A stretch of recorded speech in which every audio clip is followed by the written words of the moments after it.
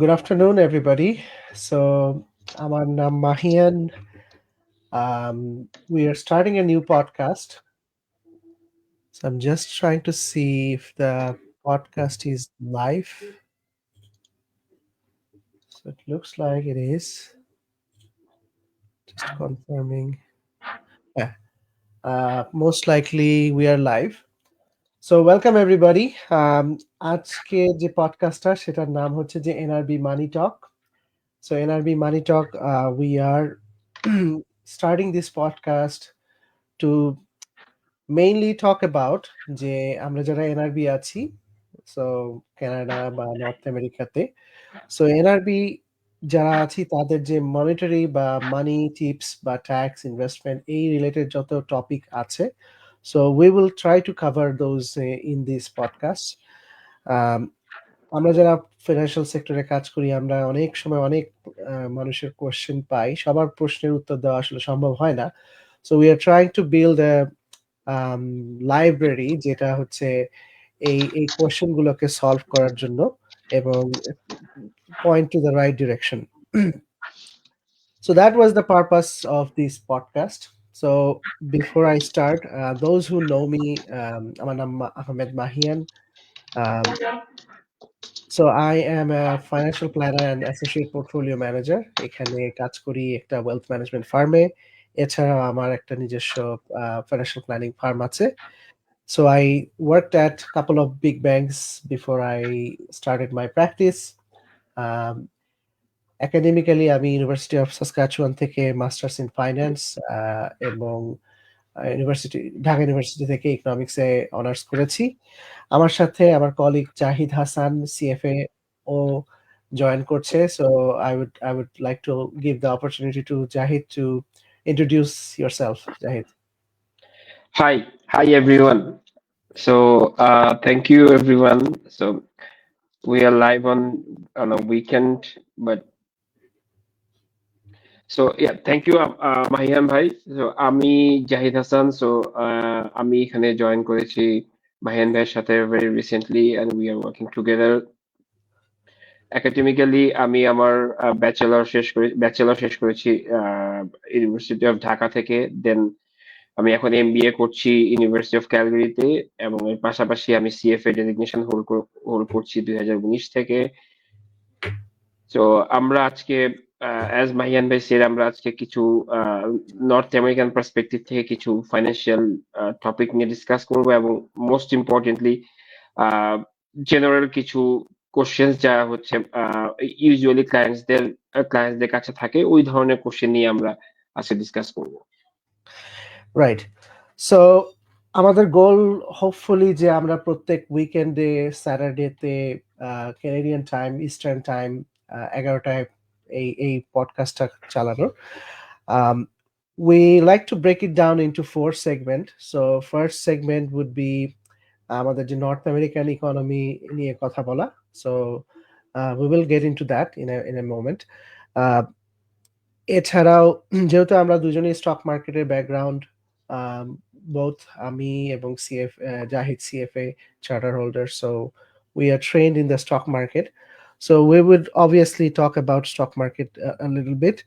এছাড়াও আমরা বিভিন্ন ফাইন্যান্সিয়াল প্ল্যানিং টপিক যেগুলো ট্যাক্স বা ইনভেস্টমেন্ট বা স্টেট প্ল্যানিং ওই টপিকগুলো নিয়ে একটু আলোচনা করব. প্লাস আমাদের আরেকটা ফোকাস থাকবে যে বাংলাদেশে অনেকেরই যাদের অ্যাসেট আছে বা এই বাংলাদেশে অনেকে ফেরত যেতে চায়, ওই পার্সপেক্টিভ গুলো থেকেও আমরা একটু we will like to discuss. এবং লাস্ট সেকশনটা অবভিয়াসলি কোয়েশ্চেন এন্ড অ্যান্সার, যেটাতে হলো if you guys have any question, we would like to answer those so we can answer some of the question. So আজকের টপিকটা mainly যেটা আমরা যে এখন যেমন হলিডে সিজনের মধ্যে দিয়ে যাচ্ছি, so that is mainly something we are going to discuss. এবং ফেডারেল গভর্নমেন্ট কয়েকদিন আগে একটা announcement দিয়েছে. We would like to talk about that. We also have agenda for some year-end tax planning topics. So Jahid will cover that.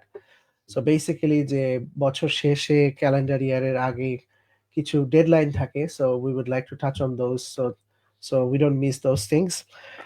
এছাড়াও বাংলাদেশের ইকোনমিতে এখন যেমন কয়েকদিন আগে বাংলাদেশ ব্যাংকের একটা বিগ অ্যানাউন্সমেন্ট এসেছে, ওইটা নিয়েও আমরা কথা বলবো। এবং লাস্টে আমরা ৫ টা ভিউয়ার্স কোয়েশ্চেন, যদিও এটাই first session, but I took this question from some forums, so we will like to answer those. So first topic হচ্ছে আমাদের যে হলিডে ইকোনমিক্সে যে government of Canada, Trudeau government কিছুদিন আগে একটা অ্যানাউন্সমেন্ট দিয়েছে যে they will waive the HST, GST from all various number of items. Basically ওরা যেটা করেছে যে আমরা জানি যে যেমন আমি অন্টারিওতে থাকি, অন্টারিওতে এইচএসটি হচ্ছে 13%। সো আপনি যদি একটা $100 প্রোডাক্ট কেনেন তাহলে এর উপরে আপনাকে আবার $13 মতো ট্যাক্স দিতে হবে।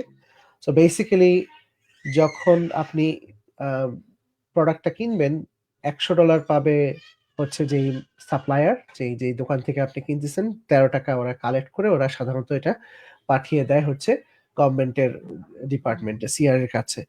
সো গভর্নমেন্ট ইজ সেইং যে যেহেতু ক্যানাডিয়ান ইকোনমি একটা খুব ভালনারেবল পজিশনে যাচ্ছে এবং two boost the consumer spending, government থেকে বলা হয়েছে যে from December 14 two February 15, so এই যে 2 মাসের একটা টাইম, এই 2 মাসের মধ্যে যদি কেউ স্পেসিফিক আইটেম কেনে, এবং আমি এখানে দেখতে পাচ্ছি যে আইটেমগুলো অনেক অনেক ভেরিয়াস, এতগুলো আইটেমের কথা এখানে বলা হয়েছে যে it's very tough to discuss everything, but food item, beverage, restaurant item,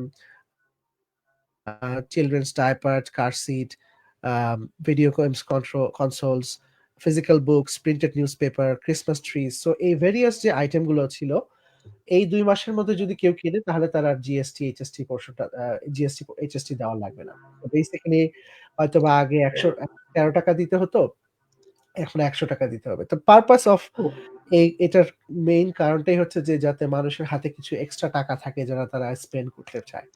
so it's আমাদের ইকোনমিক্স এর ভাষায় বলে expansionary.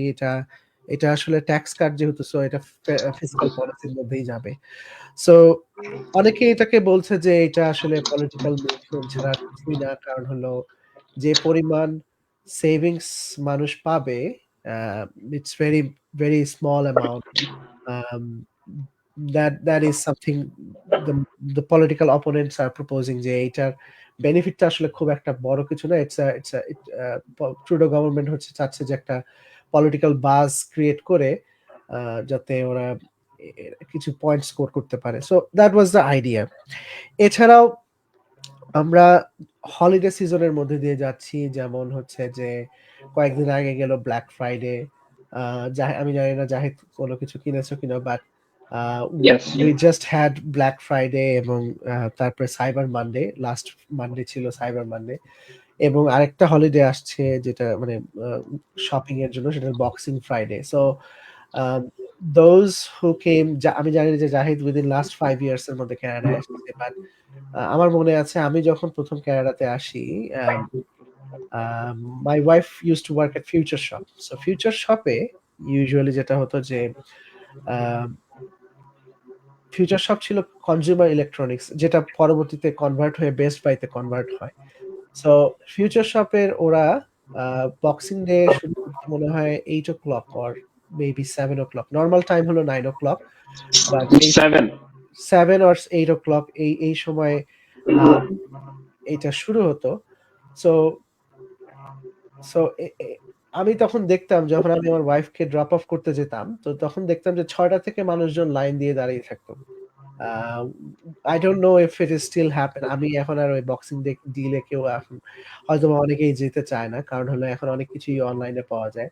I'm talking about 10 years like before, where Amazon was a thing but not as big as today. So এটা খুব interesting ছিল। আমি হ্যাঁ, আমার একটা এক্সপেরিয়েন্স শেয়ার করি। 2000 আমি so I use to work in Best Buy couple of years ago. I mean, যখন আমি ফার্স্ট এসেছি ওই সময় আমি I worked at Best Buy, and fortunately আর আনফরচুনেটলি আমি এই হলিডে সিজনে কাজ করেছিলাম for couple of months. So আমাদের ওই আপনার ওই বছরের ব্ল্যাক ফ্রাইডে ছিল 25 নভেম্বর। সো ইউজুয়ালি সব ওই দিন ওপেন হওয়ার প্ল্যান ছিল সকাল 7টার সময়, বাট আমরা আর কি গিয়েছিলাম বিফোর 6। বাট আমি ওখানে যাওয়া ছয়টার সময় আমি গিয়েছি, তার আগেই দেখি মানুষ ওখানে মানে স্টিল আপনার ওই মানুষ প্রচুর লাইন ধরে দাঁড়ায় থাকে, এবং সব ওপেন হওয়ার সাথে সাথে মনে হইলো লাইক আপনার একসাথে সবাই ঢুকে গেল। রাইট। এবং ওই একটা দিন পুরো whole day was, I mean everyone is there, সবাই মানে সবাই পাগলের মতো আসতেছে, পাগলের মতো কেনাকাটা করতেছে। রাইট, আমার মনে আছে যে ওই ইউজুয়ালি যেটা হয় যে বক্সিং ডেতে ওরা রিটার্ন সেকশনটা অফ রাখে, nobody can return on that day Yeah. usually. um, you can return it after you get, typically you get an extended time to return your item, but সবাই যেটা হয় যে 18 ঘন্টা 16 ঘন্টার মতো শিফট থাকে অনেক অনেক ম্যানেজার। আমার ওয়াইফ যখন বের হয়ে আসে বেস্ট বাই থেকে, when she went for maternity leave, she was the manager. So এই ম্যানেজারদেরকে অনেকটা আবার এক্সটেন্ডেড টাইম থাকতে হতো। So they use to start from 6 until some of them wait until 10। এবং যারা স্টোর ম্যানেজার ছিল তারা হয়তো বা মাঝখানে গিয়ে 1-2 ঘন্টার ব্রেক নিয়ে আবার আসতো, but they because that is the biggest day for them. So so cyber Monday, black Friday, এই জিনিসগুলো লাস্ট 10 ইয়ার্সে অনেক পিক আপ করাতে এখন আর হয়তো বা বক্সিং ডের ওই ভাইবটা আর নাই। স্পেশালি জাহিদ, ইউএসএ তে এই জিনিসটা আরো বেশি ছিল মনে হয়, যে ইউএসএ তে এই বক্সিং ডে ক্রেজিনেস দিয়ে ইউটিউবে সার্চ দিলে অনেক ভিডিও পাওয়া যায় যেখানে, কারণ হলো এগুলোকে বলে হলো কিছু ডিল থাকে যেগুলো হলো ওই একটা দিনের জন্যই ওপেন করে ওরা, এবং ওইটা লিমিটেড নাম্বার থাকে। সো যে আগে আসতে পারে সে ওই জিনিসটা আবার ওরা ইয়ে দিয়ে দেয়, ক্যাপ দিয়ে দেয় যে একটার বেশি নেওয়া যাবে না বা দুইটার বেশি নেওয়া যাবে না। সো ইটস ইন্টারেস্টিং থিংস, যেটা আমাদের বাংলাদেশে হয়তোবা এখনো এই জিনিসগুলো হয় নাই। Right. আমি জানি না, আমি আই কুড বি রং, আমি বাংলাদেশ লেফট করছি 10 বছর আগে, so my pictures of Bangladesh is very different now. So আমি এই প্রেজেন্টেশনটা, এই ডিসকাশনটার জন্য কতগুলো স্ট্যাট আমি পিক আপ করলাম। দেখলাম যে অন অ্যাভারেজ ক্যানাডিয়ানরা প্রায় $1300-1350 খরচ করে এই হলিডে সিজনে, which is which is good because it helps the GDP. যেটা দেখা যায় যে জিডিপি তে সাধারণত 4টা কোয়ার্টার থাকে, first quarter, second quarter, third quarter, fourth quarter. So এই হলিডে সিজনটা সাধারণত ফোর্থ কোয়ার্টারে পড়ে, এবং যেগুলো কনজিউমার সেক্টর থাকে, কনজিউমার সেক্টর যেমন হলো যে সকল রিটেল স্টোর গুলো যেমন কনজিউমার সেক্টরের মধ্যে পড়ে, সো এদের সবচেয়ে বিগেস্ট কোয়ার্টার থাকে সাধারণত Q4। সো এখানে ওরা সবচেয়ে বেশি প্রফিট করে বা সবচেয়ে বেশি লাভ। সো অনেক মানুষজন আসলে ট্রাভেল করতেছে, ক্রিসমাস ট্রি কিনতেছে, গিফট দিচ্ছে, ভ্যাকেশনে যাচ্ছে। A good friend of mine, Imroz, I see him. He went to Caribbean, one of the islands. So this is an extra spending that boosts the economy. কেন এই কথাগুলো বললাম, কারণ হচ্ছে যে ব্যাংক অফ কানাডা সম্ভবত rate announcement on the I don't 11th 17th or 9 তারিখ, 11th 11th, right. So কানাডার ইকোনমিক অবস্থা খুবই খুবই ভালনারেবল এখন, এবং উম, মোটামুটি it's a guaranteed shot যে there will be a 50 basis point cut almost, মানে এটা মিনিমাম। ওরা ওরা হয়তোবা সবাইকে সারপ্রাইজ করে দিয়ে আরো বেশি কাট করতে পারে, I don't no, but there was a last year last month, up until last month, um, it was a it was not as decisive. যেটা হয়েছে যে লাস্ট 29 তারিখে এবং 6 তারিখে গতকালকে দুটা ইম্পর্টেন্ট ডেটা পয়েন্ট রিলিজ হয়েছে, যেটা হচ্ছে যে একটা হলো যে জিডিপি নাম্বার, 29 তারিখে রিলিজ হয়েছে, সেটাতে ব্যাংক অফ কানাডার যে এস্টিমেট ছিল সেটার থেকেও আরো কম, মানে ইকোনমি গ্রো করেছে, but it's below their expectation, সেটা একটা পয়েন্ট। সেকেন্ড যেটা হলো যে unemployment rate is kind of very high, 6.8 যেটা আসছে গতকালকে। সো এই দুটা নাম্বারের পরে মোটামুটি এটা বন্ড মার্কেট যেটা অলরেডি দে আর সিগন্যালিং যে এটা 50 বেসিস পয়েন্ট মোটামুটি সবাই উম, এ- মানে এগ্রি করে ফেলছে যে এটা 50 বেসিস পয়েন্ট হবে, but that comes with a very problem, very very problematic things, যেটা এই যে প্রসঙ্গটাতে আসার আগে আমি একটা কথা বলে নিই যে I have been talking to talking about this topic for almost 6-7 months, এবং আমার সাথে অনেক ইকোনমিস্টদের একটা কনভারসেশনও হয়েছে, একটা একটা বিসিসিবির একটা পডকাস্টে আমি আরেকজন ইকোনমিস্টের সাথে অনেকটা ডিসএগ্রি করেছিলাম যে দে ওয়ার সেইং যে ইকোনমি ইজ গ্রোয়িং, বাট আমি তখন বলেছিলাম যে economy is already in a recession 6 months এগো। কারণ হচ্ছে যে আমার আইডিয়াটা হচ্ছে যে এরকম যে লাস্ট 3 বছরে 3 মিলিয়নের উপরে আহ, প্রায় নতুন নিউ কামার এসছে। সো এত নিউ কামার যখন আপনি একটা দেশে নিয়ে আসবেন, জিডিপি অটোমেটিক্যালি বাড়বে, কারণ জিডিপির ডেফিনেশনই হচ্ছে যে how many activities they do, right? So if you are bringing more people, it will automatically boost the GDP number. But what we have to carefully look is per capita GDP. যখন আপনি এত এত নতুন লোক নিয়ে আসবেন, তখন আসলে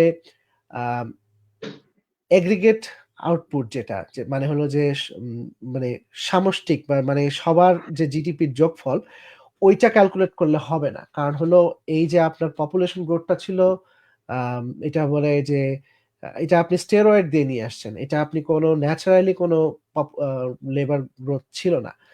সো সো আপনি যদি পার ক্যাপিটা জিডিপি দেখেন, তাহলে কিন্তু অলরেডি দেখতে পাবেন যে আমরা এখনো প্রায় 2015 লেভেলে আছি, which is very very bad. এবং এই কারণেই আমরা দেখা যাচ্ছে যে প্রচুর মানুষ এখন ট্রাবল, বিশেষ করে যারা ইমিগ্রেন্ট হিসেবে লাস্ট 3-4 বছরে আসছে, তাদের পার ক্যাপিটা ইনকাম কিন্তু খুবই কম। হ্যাঁ, যেটা আগে যারা আসছে তাদের সাথে এখনকার যারা লাস্ট 3-4 বছরে আসছে, তাদের they have a significant different. এবং because of this new people who are not making that much per capita income, that is bringing down the overall per capita GDP number. So এখন প্রবলেমটা যেটা এখন উম, যেটা যেটা দুটা প্রবলেম এই এই সিচুয়েশনে। একটা হচ্ছে যে ইনফ্লেশন উইল কাম ব্যাক। কেন কাম ব্যাক? কারণটা হচ্ছে যে অলরেডি এক্সচেঞ্জ রেট যেটা, সেটা অলরেডি কিন্তু 141-এ, আমি এই কিছুক্ষণ আগে চেক করছিলাম যে 141। সো এই লেভেলের এক্সচেঞ্জ রেট ছিল almost 5 years ago. 5 years ago, যখন কোভিড প্রথম স্টার্ট হয়।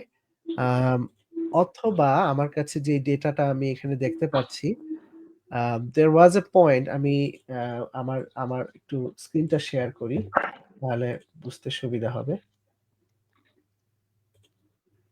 আমি কি আমার স্ক্রিন শেয়ারে আছে? এখনো আমি দেখতে পাচ্ছি না। আচ্ছা, স্ক্রিন শেয়ারিং।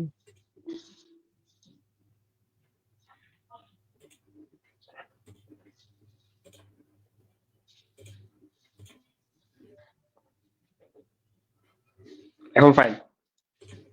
ওকে, সো বেসিক্যালি আমি যদি এক্সচেঞ্জ রেটে যাই, so this is the exchange rate which is 141 right now, which is kind of 144 হলো আহ, একটা সময় ছিল এই যে জাস্ট আফটার কোভিড, যখন মানুষরা আসলে বুঝতেছিল না কি করা উচিত, they were holding on to US cash.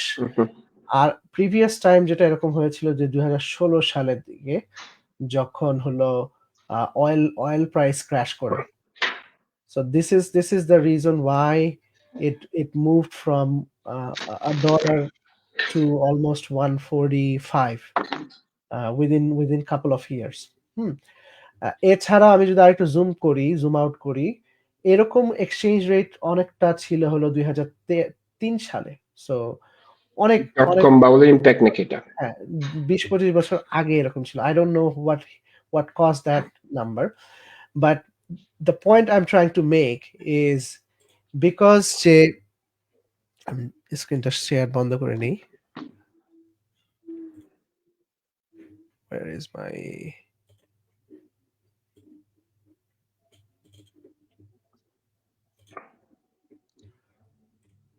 so the point I'm trying to make is এই যে এক্সচেঞ্জ রেটের কারণে যেটা হবে আমার মনে হয় সেটা হচ্ছে যে আবার inflation will come back to Canada.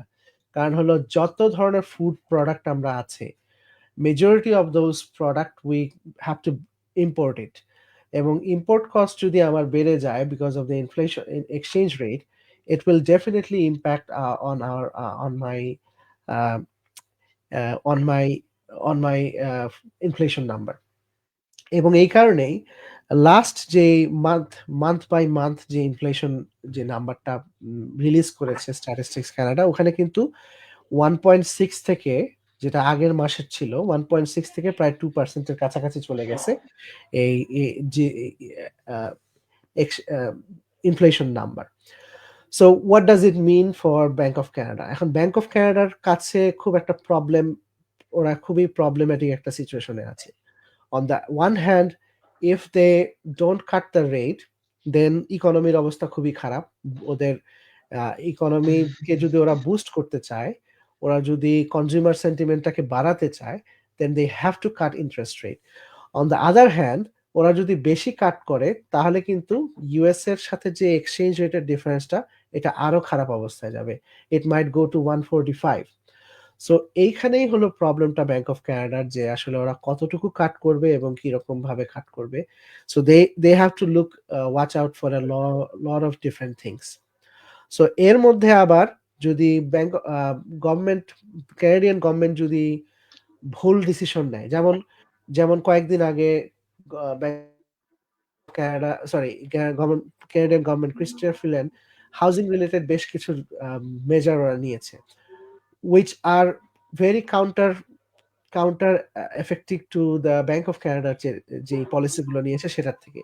কারণ ব্যাংক অফ কানাডার কোনো ওইভাবে কোনো পলিটিক্যাল কোনো গোল নিয়ে ওরা পলিসি ডিসিশন দিচ্ছে না, ওয়ারাজ লিবারেল গভর্নমেন্ট সম্পূর্ণভাবে হলো ওরা পলিটিক্যালি ওরা ওদের ভোট কেনার জন্য যা যা দরকার সবই ওরা করছে।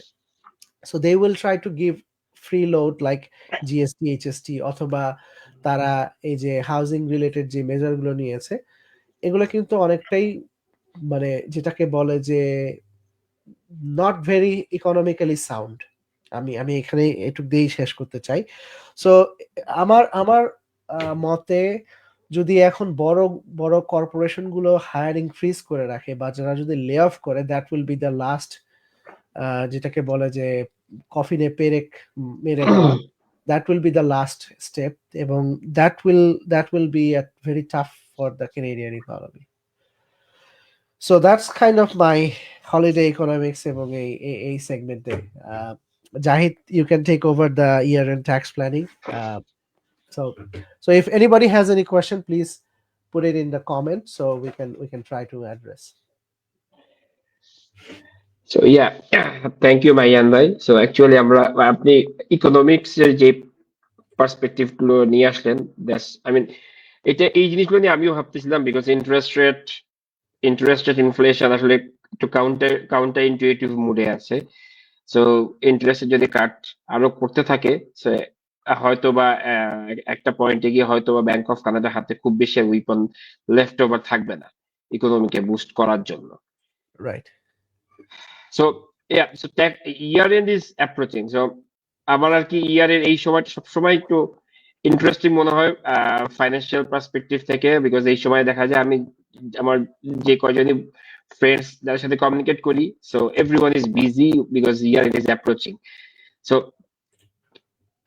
যেটা হয় যে ধরেন আমি পার্সোনালি বা আপনি যে কোনো সবাই পার্সোনালি যদি কোনো যেই কাজ নিয়ে বিজি থাকুক, এট দ্য সেম টাইম আমাদের আসলে এই ট্যাক্সের ব্যাপারটাতে আসলে খুব কনসার্ন হইতে হয়, বিকজ এখানে জিনিসটা কমপ্লিটলি টাইম বাউন্ড।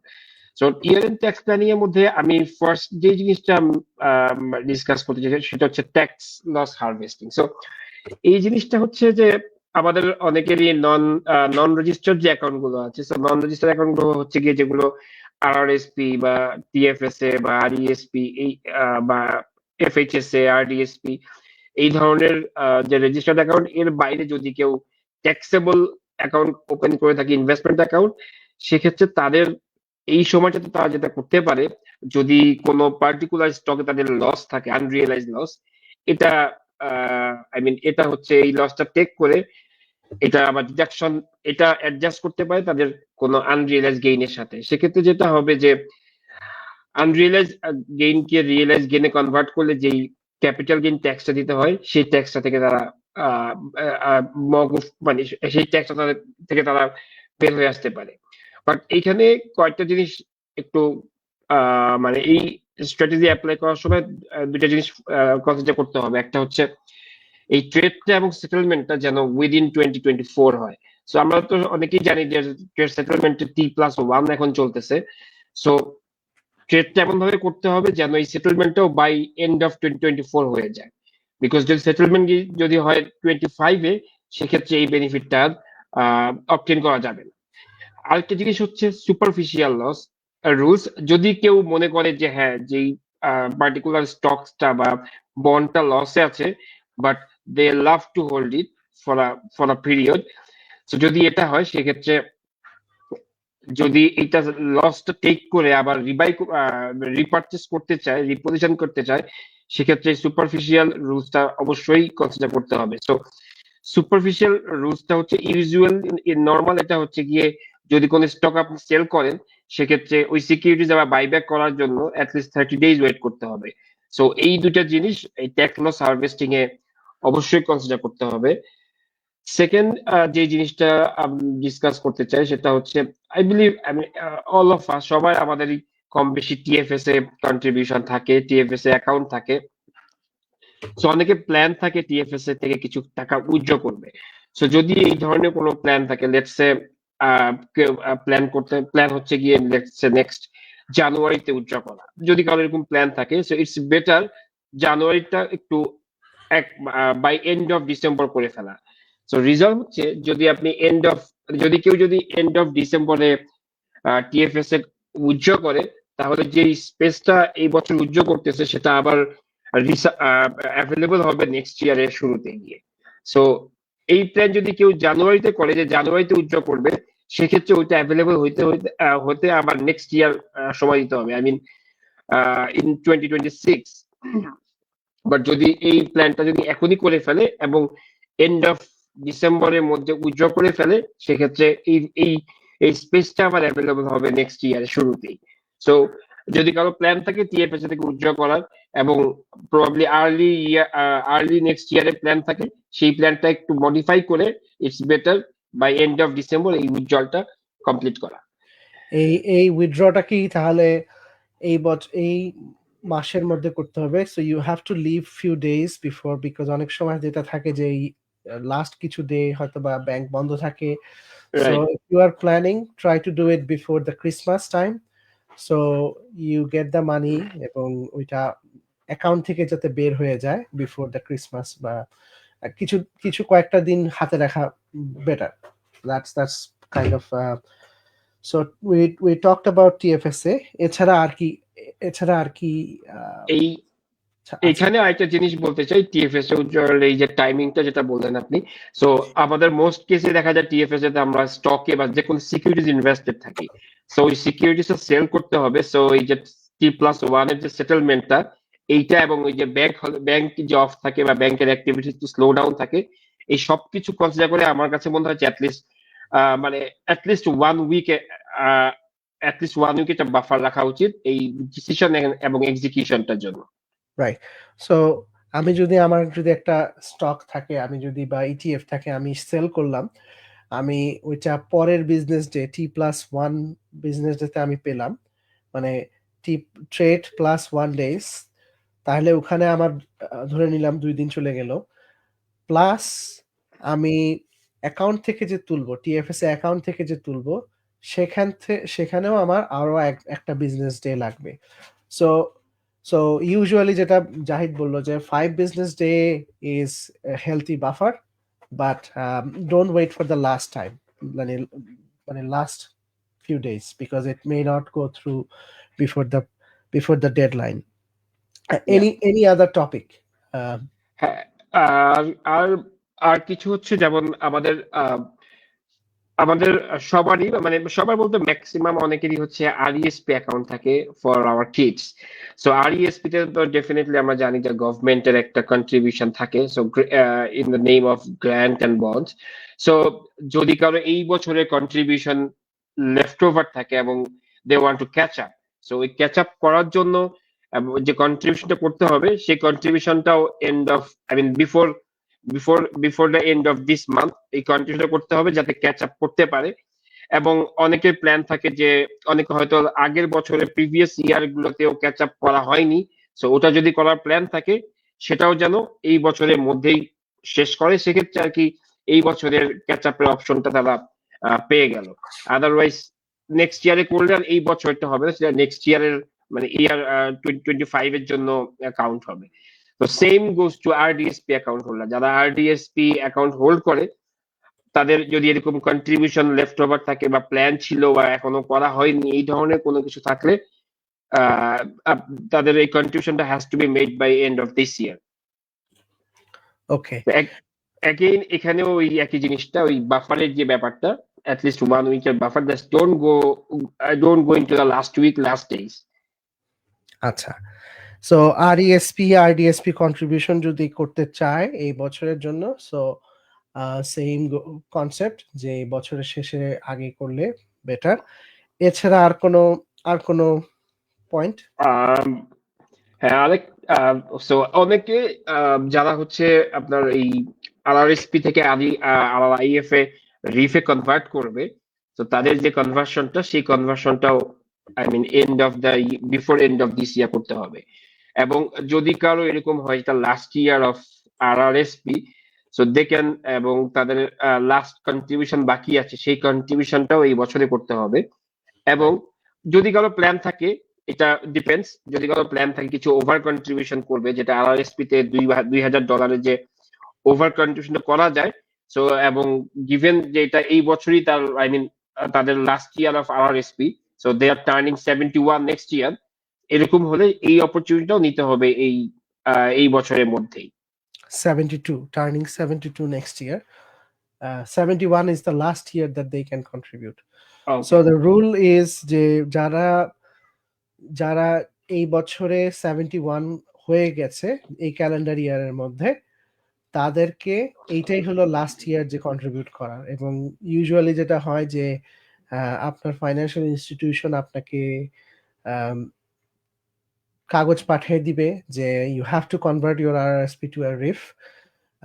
যদি আপনি না করেন তাহলে ওদের একটা স্পেসিফিক ডিপার্টমেন্ট আছে যেটা অটোমেটিক্যালি করে দেয়, তারপরে আপনার সাথে যোগাযোগ করবে। কারণ আপনি যখন 72 বছর হয়ে যাবে, মানে 71 বছর আপনি যেই বছরে হবেন সেই বছরে আপনাকে আরআরএসপিটাকে রিফে কনভার্ট করতে হবে ম্যান্ডেটরি, এবং 72 বছর থেকে আপনাকে মিনিমাম একটা যে রিফের একটা মিনিমাম অ্যামাউন্ট সেটা আপনাকে নিতে হবে। হ্যাঁ, এছাড়া আমি দুটা পয়েন্ট অ্যাড করতে চাই, তারপরে এই সেকশনটা শেষ করে দিতে চাচ্ছি।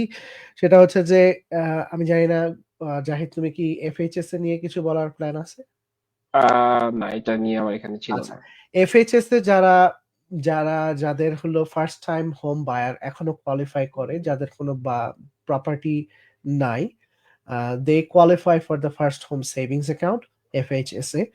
সো এফএইচএস এর কন্ট্রিবিউশনটা হচ্ছে ক্যালেন্ডার ইয়ারের মধ্যে হয়। সো দ্যাট মিনস যে কারো যদি কন্ট্রিবিউট করার প্ল্যান থাকে, you have to open the FHSA in this year and you have to contribute before the end of the December 31st। Otherwise যেটা হবে যে আগামী বছরের জানুয়ারিতে করলে ওইটা আবার ওই বছরের কন্ট্রিবিউশনে যাবে।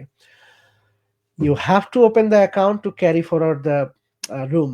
সো টিএফএস যেটা হয় যে কেউ যদি কখনো অ্যাকাউন্ট ওপেনিং না করে তাহলে ওই রুমটা, টিএফএস এর যে রুম, ওটা ক্যারি ফরওয়ার্ড করতে থাকে, গভর্নমেন্ট কোনো প্রবলেম করে না। বাট এফএইচএস এ যখন এরা নতুন গত বছর খুললো, ওরা একটা রুলস দিয়ে দিয়েছে যে you can only carry forward $8,000 in every year.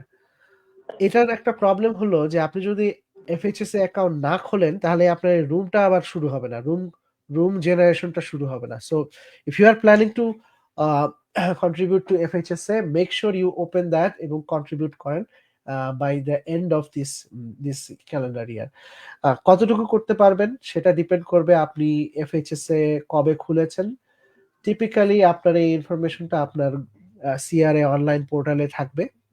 But somebody who opened FHSA account last year, because last year was the first time somebody can open, then if they opened the FHSA account last year, total up until this point আপনি 16,000 পর্যন্ত রাখতে পারবেন। That is the maximum, 8,000 for last year, 8,000 for 2024 এবং another 8,000 in 2025. So এই টাকাটা আপনি সম্পূর্ণভাবে আপনি যখন বাড়ি কিনবেন তখন উঠাতে পারবেন এবং এই টাকার উপর কখনো আপনাকে ফেরত দিতে হবে না। So that's the best thing about FHSA. So that is one. And the last topic that I wrote it down is for charitable donation.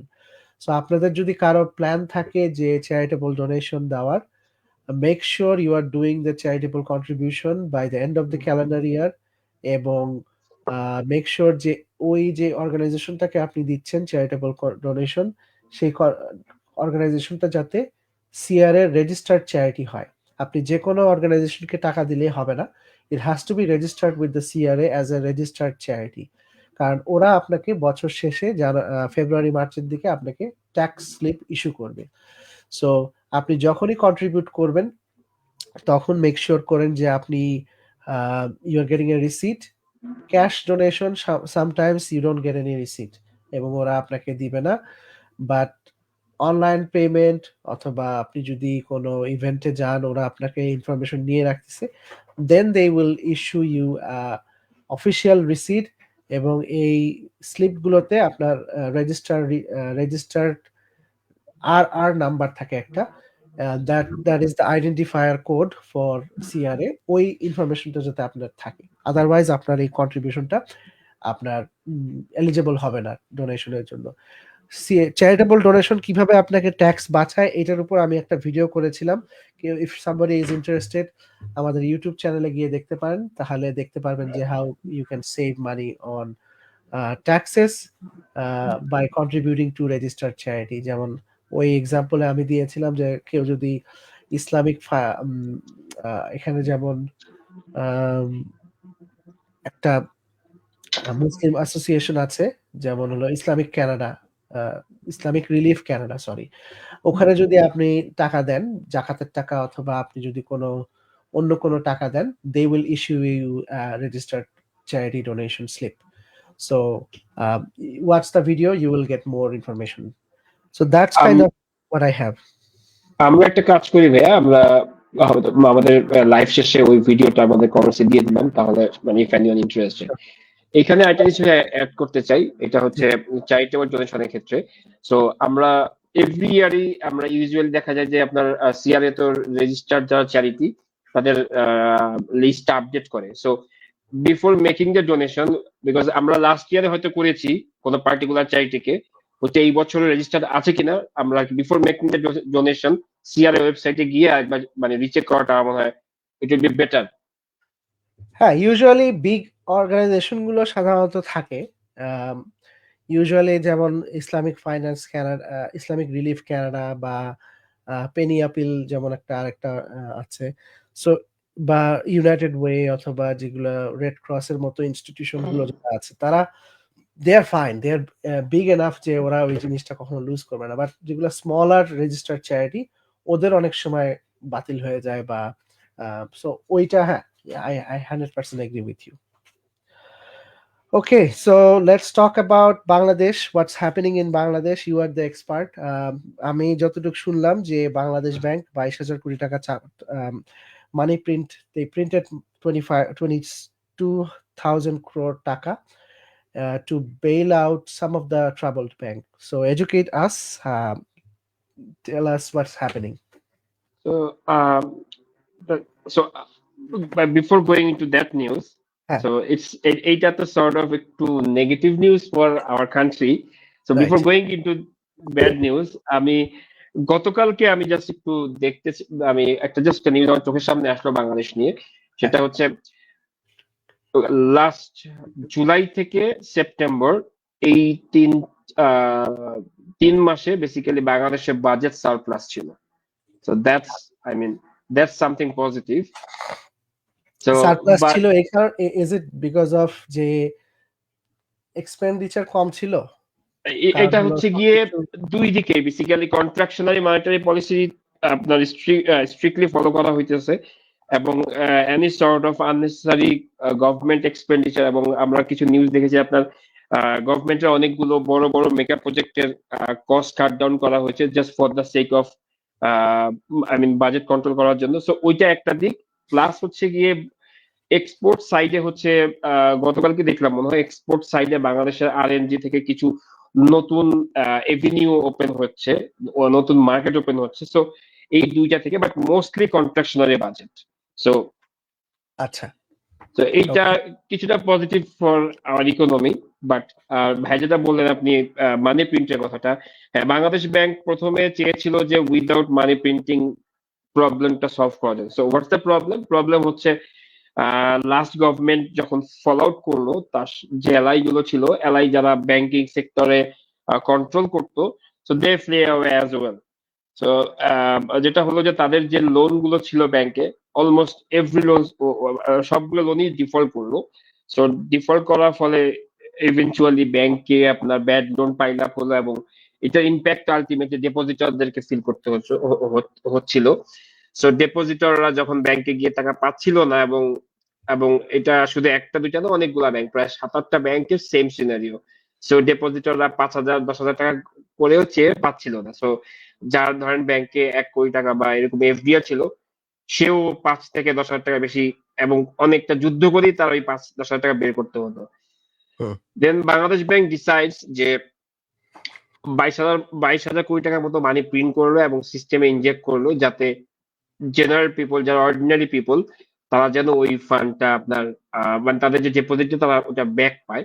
But at the same time Bangladesh bank আবার নতুন করে ওর লং টার্ম বিল হচ্ছে issue করলো। So এটার রিজনটা হচ্ছে, এটা Bangladesh bank regularly করে না, এটা একটা ইরেগুলার কেস, বাট বাংলাদেশ ব্যাংকের এই লং টার্ম বিলটা মার্কেটে ফ্লোট করার অবজেক্টিভটাই হচ্ছে পার্টিকুলার কিছু ব্যাংকের কাছে হচ্ছে এক্সেস ক্যাশ আছে, ওই ক্যাশ গুলো মপ আউট করা সিস্টেম থেকে। আচ্ছা ইনিশিয়ালি চেয়েছিল যে স্ট্রং ব্যাংকে পুশ করতে চেয়েছিল যাতে ওরা লেন্ড করে উইকার ব্যাংক গুলোকে, but definitely strong bank is not agree to do that. So তখন বাংলাদেশ ব্যাংক নিজের গ্যারান্টিতেই ওই বিল ফ্লোট করার মাধ্যমে ওই এক্সেস ক্যাশ গুলো মপ আউট করলো সিস্টেম থেকে, এবং ওইটা বাংলাদেশ ব্যাংক থেকে আবার প্রিন্ট করে উইকার ব্যাংক গুলোকে দেওয়া হলো just for the sake of depositors money. So এটা এটা আসলে এটার এটার এটাতে তার মানে শুধুমাত্র ডিপোজিটর যারা হলো টাকা ডিপোজিট হোল্ডার তারা শুধু বেইল আউট হচ্ছে, নট দ্য ইনভেস্টর যারা হচ্ছে যেমন আম, যদি কোনো আমরা জানি যে বাংলাদেশের সবগুলো ব্যাংকই দেখা যাচ্ছে পলিটিক্যাল পার্টির ফ্যামিলি মেম্বাররাই সবকিছু ওন করে, they are not bailing out those people right, no, no, just the depositor. Just the depositor. তারা চাচ্ছে আচ্ছা ডিপোজিটর, যদিও যে আ- অ্যামাউন্টটা আপনার এই জিনিসটা আমি এটাই যদি আমার অবজেক্টিভ থাকে, why not just selling the asset to the big banks, যেগুলো ট্রাবল ব্যাংক আছে সেগুলো আমি আমি যদি আহ, এই এই ফায়ার সেল করে অ্যাসেট গুলো আমি অন্য বড় ব্যাংকের কাছে মার্জ করে দিলাম, সেল করে দিলাম, ওয়াই নট দ্যাট? সো এখানে, সো এটা হ্যাঁ আপনি যেটা বলেন মার্চ। সো এখানে বেসিক্যালি প্রবলেম মানে দুইটা। আমি চাচ্ছি না যারা হলো একুইটি হোল্ডার ছিল বা শেয়ার হোল্ডার ছিল আমি তাদেরকে বেল আউট করার কথা বলতেছি না, বাট যেমন হলো যে কয়েক বছর আগে যেটা হলো, যে গত বছর যেটা হলো Silicon Valley Bank their their equity holders were completely wiped out, but তারা যে ডিপোজিটররা ছিল তারা কিন্তু they got bailed out because the other big banks bought out the deposits. Why not that kind of approach? Problem হচ্ছে এখানে আপনার যে আদার big bank যে মানে ডিপোজিটরদেরকে টেক ওভার করবে, সিলিকন ভ্যালি সিলিকন ভ্যালি ব্যাংকের প্রবলেমটা পার্টিকুলারলি ছিল গভর্নমেন্ট অ্যাসেট থেকে, Right, এবং যেটা আপনার ধরেন just because of repricing, interest rate is going up and the asset is রিপ্রাইসিং।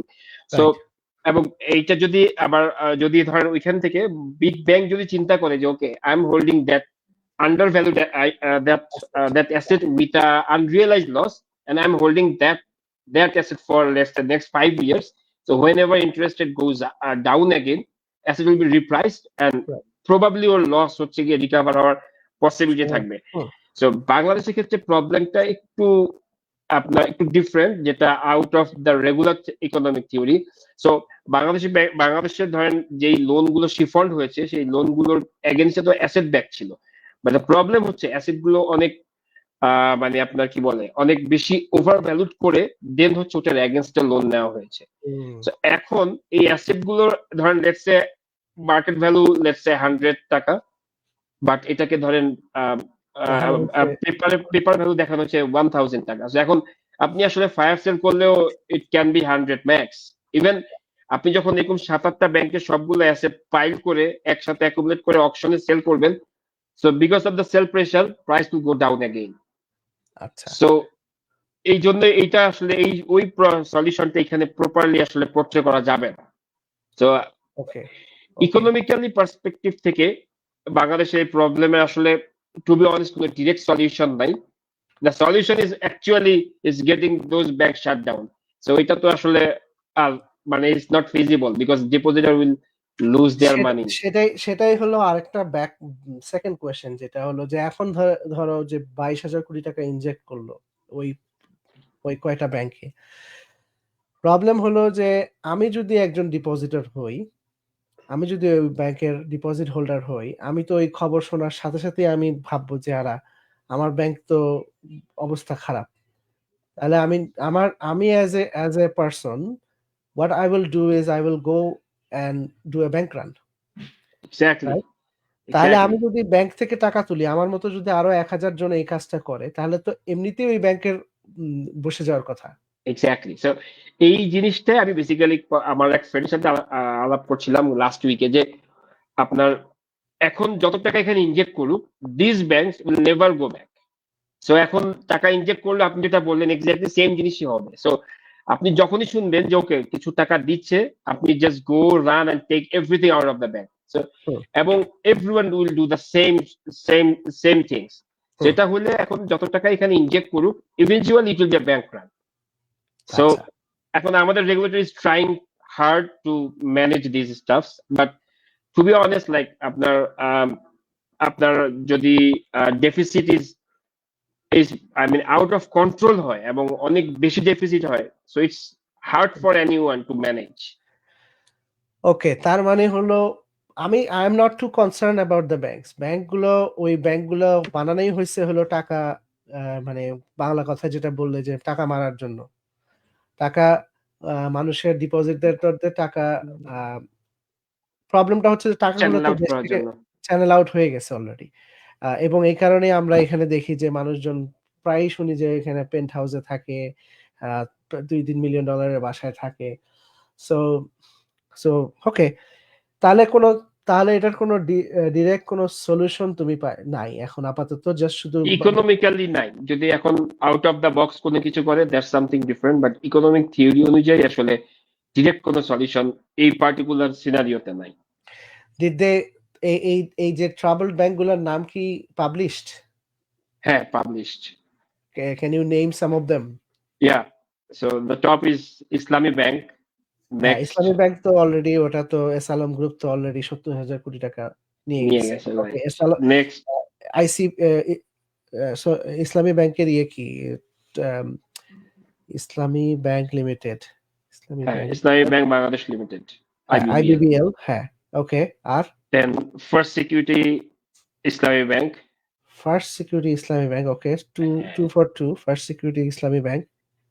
Then আপনার GIB Global Islami Bank Bangladesh, I think. Islami Bank Global Islami Bank সম্ভবত GIB. জিআইবি, ওকে। সবগুলো ইসলামী bank কেন? So এটা কোনো official answer, I don't have any official answer, but based on my understanding and my assumption, so this is my opinion. Islami bank এবং conventional ব্যাংকে বাংলাদেশের banking সিস্টেমে আপনার যেটা লোন টু ডিপোজিট সম্ভবত একটা রেশিও আছে, সো ওই রিল্যাক্সড, এবং আপনার সিআরআর এবং এসএলআর যেটা রাখতে হয় সেটাও ইসলামী ব্যাংকের জন্য রিল্যাক্স। এবং এটা basically I can share one story. তো ব্যাক ইন 2017 সাডেনলি বাংলাদেশের ব্যাংকিং সিস্টেমে ব্যাংকিং অ্যাক্ট বেশ কিছু চেঞ্জ আসছিল। ওই সময়টাতে। আচ্ছা। সো এটা এটা এটা দিস ইজ মানে এটা আমি কানেক্ট করার চেষ্টা করেছি, বাট এটা no one it is not verified. So 2018 ইলেকশনের আগে আগে জাস্ট এই ঘটনাগুলো ঘটেছিল। সো 2018-তে যে ইলেকশন হয়েছিল সম্ভবত এন্ড অফ 17-এ না এন্ড অফ 18-এ ইলেকশন ছিল, right? So 2017 over the year banking অ্যাক্টে কিছু চেঞ্জ আসছে। তো তার মধ্যে একটা হচ্ছে গিয়ে আপনার এই ফ্যামিলির আপনার পজিশনিং বেড়েছে ব্যাংকে। দেন হচ্ছে গিয়ে আপনার নাম্বার অফ আপনার ডিরেক্টরস ইন আ ব্যাংক আগে ছিল বিফোর দ্যাট অ্যাক্ট এটা ছিল 6 বছর ইন আ রো, ওই সময়টা করা হচ্ছে 9 ইয়ার্স ইন আ রো। দেন হচ্ছে আপনার কিছু ব্যাংক লোন রিশিডিউলিং এর কিছু রেগুলেশনের রিল্যাক্সেশন এসেছে। তো এই সবগুলো ইভেন্ট মোটামুটি কাছাকাছি সময় হয়েছে ওভার দ্য ইয়ার্স। এই ইভেন্ট গুলো একটার পর একটা ঘটেছে। ওই সময় বেশ কিছু কনভেনশনাল ব্যাংক, আমার এখন নামটা খেয়াল নাই, বাট ওই সময় আমি জাস্ট যতটুকু রিকল করতে পারি বেশ কিছু conventional bank turns into Islamic bank. So how ওই মানে ওইটা আর আল্লাহু কি আকবার বলে একটু জবাই হয়ে গেল অনেকটাই। অনেকটাই। আচ্ছা, ওকে ওকে। তো প্রোডাক্ট গুলা কি রিনেমড হয়েছে? সব প্রোডাক্ট রিনেমড হয়েছে নাকি ওদেরই আরেকটা সেগমেন্ট তৈরি করছে না যেমন না একদম এভরিথিং রিনেমড, আপনার রিনেমড রিস্ট্রাকচার্ড এভরিথিং শারিয়া বেসড হয়ে গেছে এই সময় আর কি। আচ্ছা, ওকে। আচ্ছা, সো ওকে, বেসিক্যালি তুমি যেটা বলতে চাচ্ছ যে 2017-18 সালের সময় প্রচুর ব্যাংকিং রিল্যাক্স হয়েছিল এবং ওগুলা বানানোই হয়েছিল বেসিক্যালি হলো যে এই টাকাগুলা কিভাবে চ্যানেল আউট করবে সেটা যাতে সহজ হয় রেগুলেটরি এক্স্যাক্টলি। পার্সপেক্টিভ থেকে। কারণ এটা আমার মনে আছে যে বাংলাদেশ ব্যাংকের যারা ওই সময় নিয়োগ পেয়েছে গভর্নর হিসেবে, আমি ঢাকা ইউনিভার্সিটি ইকোনমিক্সের ছাত্র, so most of the governors are from our department, মানে 99% ক্ষেত্রে এটা। বাট আই স যে কিছু কিছু অ্যাপয়েন্টমেন্ট যেটা হইলো ওই সময়, they had no economic background. Not to bash anybody, but you have to learn a little bit.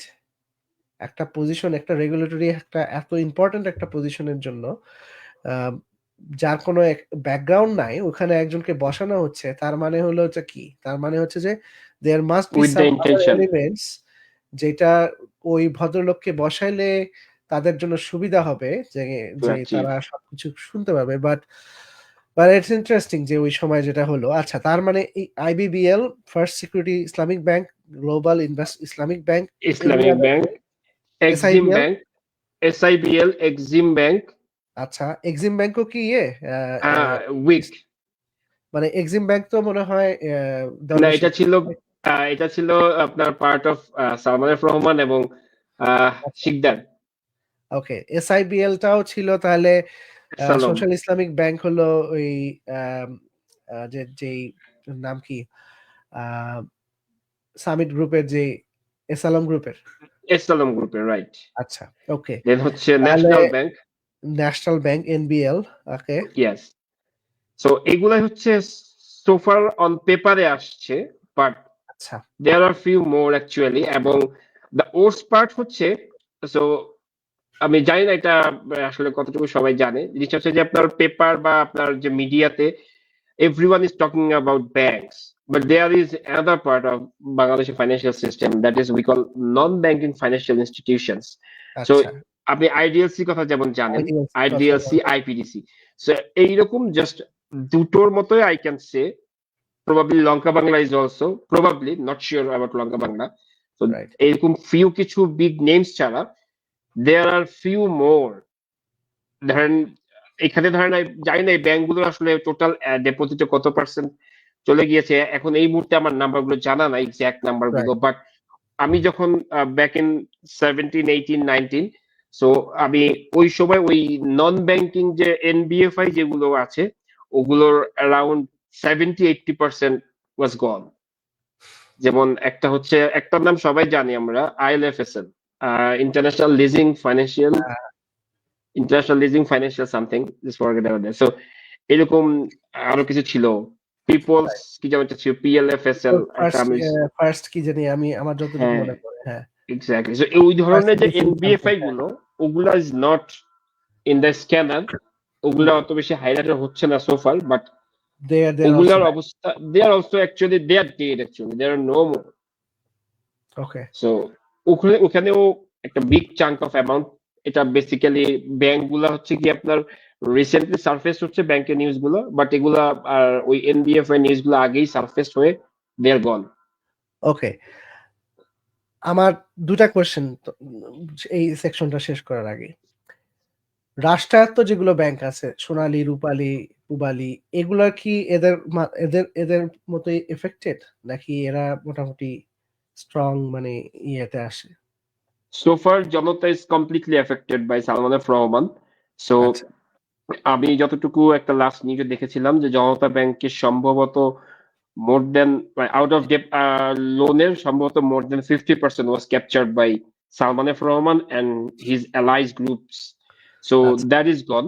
তো এখন যেটা হয় যে যেগুলো হচ্ছে আপনার গভর্নমেন্ট ব্যাংক, এগুলাকে রিক্যাপিটালাইজ করা হয়, that is how they survive, but eventually that is taxpayers money. So hmm, eventually we are paying. We don't know, but we are paying in a way. So আপনার ওগুলোও affected, particularly Janata bank, basic bank is gone, Janata bank is affected completely. আমি এই মুহূর্তে আর বাকি যেগুলো কথা বললেন সোনালী, অগ্রণী, রূপালী, ওগুলা পার্টিকুলার ইনফরমেশন জানি না, but I know about Janata bank. Okay. The second question যেটা হলো, আমাদের মতো যারা এনআরবি বা বাংলাদেশি যারা এখানে থাকি, we might not be affected by all this chaos that's happening, but আমার যদি একটা কোনো ব্যাংক থাকে, which bank do you recommend? আমি অ্যাজ এ ফরেন যারা এখানে থাকি, তাহলে আমার কাছে তো মনে হয় যে I can trust standard chartered, অথবা আরেকটা ব্যাংকের কথা আমি এখন পর্যন্ত শুনি নাই, সেটা হলো রাজবাংলা, ডিবিবিএল তো অনেক বড় bank. Anything about them? No, no, okay, I mean they are in a good shape so far. They is a good shape. Okay, তো আমি যদি একজন এনআরবি হই, যদি আমার মনে করো যে বাংলাদেশে যেতে আমার হয়তো বা, আমি ধরো আহ 1 মাস 2 মাস থাকবো, আমার $5 লাখ, $5 লাখ আমি বাংলাদেশে নিয়ে গেলাম, I will be more comfortable with Standard Chartered or HSBC, HSBC বা সিটিএনএ মনে হয় নেয় না। সিটিএনএ, ওদের রেগুলার ব্যাংকিংটা নাই এই মুহূর্তে। নাই। হ্যাঁ। সো এই এই সিটিএনএ, সরি, স্ট্যান্ডার্ড অথবা এইচএসবিসি ছাড়া কি অন্য কোনো ফরেন ব্যাংক আছে যেখানে আমি ধর আমার যদি কোনো বাংলাদেশে অপারেশন লাগে, আমি যদি ওখানে রেগুলার যাতায়াত করি, আমার যদি ব্যাংক অ্যাকাউন্ট লাগে, I'll be very worried to open up accounts with these banks for sure. মানে আমার তো প্রথমত হলো যে আমার অনলাইন ব্যাংকিং লাগবে, মোবাইল ব্যাংকিং লাগবে, ক্রেডিট কার্ডের সার্ভিস লাগবে। So if I'm somebody who is trying to have these bank accounts set up, আমি এইচএসবিসি অথবা স্ট্যান্ডার্ড ছাড়া, I'm fine with paying a little bit extra মানে অ্যানুয়াল সার্ভিস চার্জ বা যেগুলো আছে সেগুলো হয়তো বা অন্যগুলো $1,000 চার্জ করে, হয়তো বা স্ট্যান্ডার্ড আমার কাছ থেকে $2,500 চার্জ করবে, right? That's the idea, right? But right, but এই ব্যাংকগুলো তো safe, right? Standard right, chartered অথবা রাইট, এইচএসবিসি, যেখানে আমি এখানকার মতো ব্যাংকিং সিস্টেম পাবো। রাইট। সো সেফটি পার্সপেক্টিভ থেকে, so forget about everything, just safety perspective এবং উইথ সার্ভিস। সো এই পার্সপেক্টিভ থেকে আপনার বাংলাদেশের ফরেন ব্যাংকগুলোর মধ্যে হচ্ছে আপনার ডেফিনেটলি এইচএসবিসি, স্ট্যান্ডার্ড, এর সাথে হচ্ছে আপনার শ্রীলঙ্কার একটা ব্যাংক আছে, সাইলন bank, bank of silence, sorry, bank of bank of Ceylon. Silent. আচ্ছা, আচ্ছা, সো এই এই কয়েকটা ব্যাংক আর লোকাল ওন ব্যাংকের মধ্যে I strongly recommend, I mean, Bragg Bank is the number one for the time being. Okay. I mean, it's not for the time being. হ্যাঁ, It's over এটা the আগের years থেকেই, basically. অনেক আগের থেকেই খুব ওয়েল রান ব্যাংক। হ্যাঁ। Right. So আপনার জাস্ট এখানে আমি আমার যে এক্সপেরিয়েন্স থেকে বলতেছি যে আপনার 2000 সম্ভবত, সরি 17, 18 বা 19 ওই সময়টাতেই যখন ব্যাংকিং অ্যাক্ট চেঞ্জ হচ্ছিল, তো ব্র্যাক ব্যাংকের ম্যানেজমেন্ট ওয়াজ সুপার স্ট্রং এবং দে আর সুপার অ্যাডামেন্ট। তো এখানে মানে ওরা হচ্ছে গভর্নমেন্টের এনফোর্সড কোনো কিছু দে ডোন্ট অ্যাকসেপ্ট। সো এটার আচ্ছা, বিগ একটা রিজন হচ্ছে ব্র্যাক ব্যাংকের বোর্ডে হচ্ছে সম্ভবত মোর দেন 40% অথবা 35%, 35 থেকে 40% এর মতো হচ্ছে foreign investors. So investors at sometimes এখানে আপনার ওরা ইনভেস্টমেন্ট করতে ছিল পারবে। না, মানে দে আর সুপার স্ট্রং। আমি আচ্ছা, লাস্ট উইকে হচ্ছে দেখেছিলাম আপনার, আমি কিছু এখানকার কিছু ব্যাংকস, আমি নেম নিচ্ছি না কারোই, এখানকার আপনার নর্থ আমেরিকান কিছু banks, they have exposure in black bank. আচ্ছা, so okay. So that is the reason private ব্যাংকের মধ্যে বেসিক্যালি নাম্বার ওয়ান হচ্ছে What BRAC about bank. what about Prime Bank? Prime Bank I'd say is Second year. 5 out of 10 or 7 out of 10 max, আচ্ছা, because এইখানেও কিছুটা আপনার politically problem আছে, but probably not last as bad রেজিমে as the আপনার not as bad as those 6 or 7 banks, but আপনার there are some problems as well, but আচ্ছা, not a big problem. আচ্ছা, ওকে। So আমি মোটামুটি একটা আইডিয়া পেয়ে গেছি যে কেউ যদি বাংলাদেশ থেকে আহ, বাংলাদেশে যায় কানাডা থেকে বা ইউএস থেকে, এবং তারা যদি কোনো ব্যাংকিং সার্ভিস চালু করতে চায়, আই হাইলি রেকমেন্ড যে দোজ এইচএসবিসি অর স্ট্যান্ডার্ড অথবা ব্র্যাক ব্যাংক অথবা Dutch Bangla bank. So anything to add before we move on to the last এই সেকশন? আপনার এখানে জাস্ট আপনার যে লাস্ট কোশ্চেনটা ওইখানে আমি আরেকটা জিনিস অ্যাড করতে চাই। সো লেটস সে আপনি এনআরবি, সো এখন যেটা হয় যে অনেকে আমরা এনআরবি এখানে স্টে করতেছি, অনেকে আমরা বাংলাদেশে কিছু বিজনেসও করতে চাই, বিকজ হুম, again বাংলাদেশের economy is actually growing, hmm, smaller economy growing fast. So অনেকেই গ্র্যাজুয়ালি এখানে এখানে ইনভেস্টমেন্টের পাশাপাশি ওখানে কিছু বিজনেস সেট আপ করতে চায়। সো ওই right, সেট আপ করার জন্য যদি আপনি ফাইন্যান্সিয়াল সার্ভিস নিতে চান বা ব্যাংকিং সার্ভিস নিতে চান, সেক্ষেত্রে যেটা হয় যে Standard HSBC is number one in terms of security, but in terms of service they are I mean not that helpful. আপনার অনেক ধরনের সার্ভিস দরকার হবে, কিন্তু আপনি সবসময় এইচএসবিসি বা স্ট্যান্ডার্ড অনেক কিছু এক্সেস করতে পারবেন না। সো এই সার্ভিসের দিক থেকে আবার ধরেন ব্র্যাক ব্যাংক ইজ বেটার দেন আপনার স্ট্যান্ডার্ড অথবা এইচএসবিসি। সো যদি কারো actually NRB living north America or anywhere in outside Bangladesh, but বাংলাদেশে একটা বিজনেস করতে চায়, অপারেশন মেনটেন করতে চায়, বা ইভেন পার্সোনাল অ্যাকাউন্টও মেনটেন করতে চায়, সো সার্ভিস সিকিউরিটি এইসব দিক থেকে basically BRAC bank is right, best. right. Do they have same level of mobile banking website like the Standard Chartered? ইয়া, এখানে আমি খুবই একটা ফানি জিনিস বলতে চাই, এটা হচ্ছে based on my experience using Canadian bank here and using Bangladeshi bank here. To হ্যাঁ, be honest, অনলাইন সার্ভিস আমার কাছে সোফার মনে হচ্ছে যে বাংলাদেশের ব্যাংক, বাংলাদেশের পার্টিকুলার ব্র্যাক ব্যাংক আর একটা এটা আমি পার্সোনালি ইউজ করি হচ্ছে সিটি ব্যাংক ইউজ করি। So BRAC Bank, City Bank online service way better than RBC. That is my experience. আচ্ছা, good to hear, good to hear. Okay, alright. So আর কোনো কিছু অ্যাড করবা জাহিদ এই এই না সেকশন? আচ্ছা, না, আমি আমরা তাহলে ফাইন। চলে যাই লাস্ট সেগমেন্টে। আমি কয়েকটা কোয়েশ্চেন যেটা স্ক্যান করে রাখছি, we will we will answer those question here. So basically the first question আমার কাছে যেটা আসছে সেটা হচ্ছে যে কেউ what happens to RRSP, RESP, TFSA if somebody becomes a non-tax resident of Canada? So that was the question.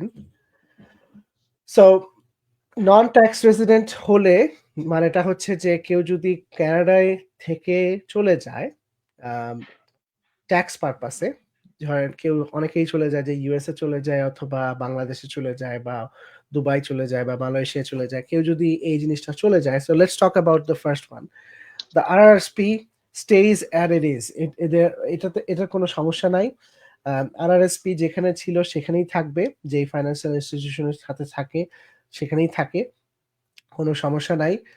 Same same logic with টিএফএসএ, যেখানে আছে সেখানেই। রেস্ট্রিকশন হলো যে নতুন করে কোনো কন্ট্রিবিউশন করা যাবে না আরআরএসপি বা টিএফএসএ তে once you become a non resident. হ্যাঁ, আরইএসপির ক্ষেত্রেও একই, যে নতুন করে কোনো কন্ট্রিবিউশন করা যাবে না, it can stay where it is. But অনেক ফাইন্যান্সিয়াল ইনস্টিটিউশন যেটা করে যে যখনই তারা দেখে যে কেউ নন রেসিডেন্ট, তখন এই অ্যাকাউন্টগুলো ওরা রেস্ট্রিকশন দিয়ে দেয়, যে ধরো you cannot buy or sell new funds, you can only sell and withdraw. So এই ধরনের রেস্ট্রিকশন গুলো ওই ফাইন্যান্সিয়াল ইনস্টিটিউশন গুলো দিয়ে দেয়। But these accounts can stay open, যেটা এই কোয়েশ্চেন ছিল যে do we have to close this account, no, you can keep it. But কিছু কিছু দেশে আবার রুলস আছে যে যেমন আমি যেহেতু ক্রস বর্ডারে কাজ করি, US Canada, so I know যে আমেরিকাতে কেউ যদি যায়, এই নন রেসিডেন্ট হয়ে যায়, তখন যেটা হয় যে RRSP, the US recognise RRSP, so it stage at it is, there is no problem with the RSP. But RESP account আর TFSA account, এই দুটো অ্যাকাউন্ট আবার ট্যাক্সেবল ইন দ্য ইউএস। কানাডাতে এইগুলো ট্যাক্সেবল না, বাট ইউএসএ তে এই জিনিসগুলো ট্যাক্সেবল। সো আপনি যদি আহ, এমন কান্ট্রিতে যাচ্ছেন, you have to check with your country's law যে ওই দেশের রুলসে এই ধরনের অ্যাকাউন্টগুলোকে ওরা কিভাবে ট্রিটমেন্ট করে। আম, আমি ইউএস এরটা জানি যে ইউএস এই টিএফএসএ বা আরইএসপি অ্যাকাউন্টটাকে ওরা ট্যাক্সেবল অ্যাকাউন্ট হিসেবে কাউন্ট করে, এবং এইখানে যদি কোনো আপনার প্রফিট আসে টিএফএসএ বা আরইএসপি তে, এই টাকাটা আবার ইউএসএ তে ট্যাক্স দিতে হয়। So that's number question number 1। এইখানে আমার একটা কোশ্চেন ছিল ভাইয়া। হ্যাঁ, সো ধরেন আপনি যা বললেন যে টিএফএসএ উইল বি, সো টিএফএসএ আপনার একদম একটা নন রেগুলার অ্যাকাউন্ট হিসেবে ট্রিট হবে, লেটস সে আপনি ইউএসএ তে যাওয়ার পরে টু আইআরএস, রাইট? হুম, এইখানে যখন আপনি আপনি যখন রেসিডেন্ট থেকে নন রেসিডেন্টে হবেন, ওই সময় right. কি কোনো ডিম ডিসপোজিশন হবে আরআরএসপি বা এইসব কোনো জায়গাগুলোতে? সো যা না, যা আছে যেভাবে থাকবে, but no more contribution. No more, হ্যাঁ, কোনো ডিম ডিসপোজিশন হবে না। ডিম ডিসপোজিশন হবে শুধুমাত্র নন রেজিস্টার্ড অ্যাকাউন্টে। সো নন রেজিস্টার্ড অ্যাকাউন্টে আচ্ছা। ট্রিটমেন্ট হলো আলাদা। But because it's not asked in the question, we didn't go for that. Hmm, The second okay. question, let's talk about the second question, যে কোয়েশ্চেন ছিল যে আরআরএসপি লোনের প্রোজ এন্ড কনসটা কি, how can we use it for advantage if you are not the first time home buyer. So এখানে বলেই দিছে যে they are not first time home buyer, so will not discuss about that. But RRSP লোনটা কি? আরআরএসপি লোনটা হচ্ছে যে অনেক সময় মার্চ মাসের আগে, মানে ফেব্রুয়ারি 28th বা 29th, depending on the lip year, that is the deadline for মানে sorry, March 1st, the first 60 days of the year is the RRSP season. So RRSP অনেকের, আরআরএসপি সিজন যখন চলে, অনেকের কাছে টাকা থাকে না, ক্যাশ টাকা থাকে না যে আরআরএসপি তে রাখার জন্য। তখন যেই ব্যাংকগুলো যে কাজটা করে, যে ব্যাংকগুলো করে কি যে এই আরআরএসপি লোন নামে ওই সময় একটা সিজনাল একটা লোন দেয়, যেটা সাধারণত প্রাইম রেটে হয়, প্রাইম রেট অথবা প্রাইম প্লাস 1 বা prime plus half, depending on clients, but usually এটা প্রাইমের কাছাকাছি হয়। সো আপনাকে একটা লোন দিবে, যে ধরেন আপনি 5,000 টাকা লোন নিচ্ছেন আরআরএসপি থেকে, আরআরএসপি লোনটা আপনাকে দিল, এবং এই টাকাটা আপনি আবার আরআরএসপি তে রাখতে হবে। এই টাকাটা কিন্তু আরআরএসপি তে রাখতে হবে। আপনি চাইলেন, আপনি আপনি লোন নিয়ে আপনি অন্য কাজে ইউজ করলেন, তাহলে হবে না। You have to contribute to the RRSP, এবং ওরা আপনাকে সঙ্গে সঙ্গে স্লিপ দিয়ে দিবে, আরআরএসপি কন্ট্রিবিউশনের স্লিপ। দ্য আইডিয়া ইজ যে আপনি ট্যাক্স ফাইল করবেন, আপনি একটা রিফান্ড পাবেন, এবং ওই রিফান্ডের টাকা দিয়ে আপনি আরআরএসপি, ওই যে লোনটা ছিল সেটা শোধ করবেন। সো প্রোজ হলো যে অবভিয়াসলি আপনি আহ, টাকা ছিল না আপনার কাছে, আপনি লোন নিয়ে দিলেন, হয়তোবা আপনি 2 মাসের ইন্টারেস্ট পে করলেন, বাট অ্যাটলিস্ট আপনার একটা আরআরএসপি 5,000 টাকা জমলো বা 10,000 টাকা জমলো।